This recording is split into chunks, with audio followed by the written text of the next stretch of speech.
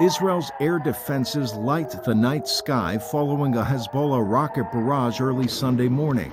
The fighting comes as Hezbollah continues hitting northern Israel for what the Western-identified terror group says is its support for Palestinians in Gaza after the October 7 Hamas terror attacks on Israel that led to all-out war.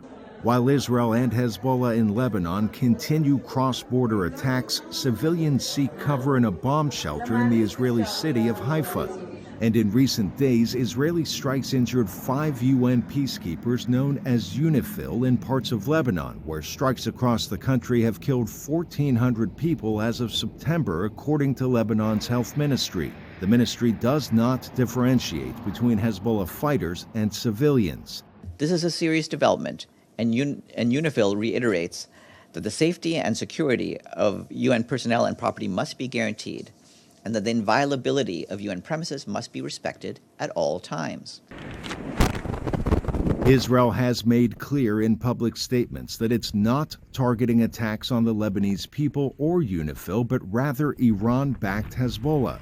Following news of the injuries to UN peacekeepers, Israeli Prime Minister Benjamin Netanyahu both issued an apology and a warning. הגיע הזמן שתוציא את יוניפיל ממעוזי החיזבאללה וממרחבי הלחימה. It is time you take UNIFIL out of Hezbollah's strongholds and combat areas. Your refusal to evacuate UNIFIL soldiers makes them hostages in the hands of Hezbollah. It endangers them as well as our soldiers.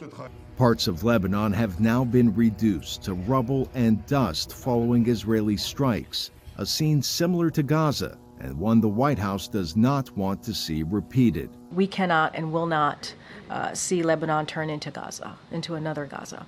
That is not what we want to see. The suffering in both Gaza and Lebanon adds even greater urgency, as you've heard from us, to our efforts certainly to end the conflicts and lay a foundation for lasting peace and security in the region.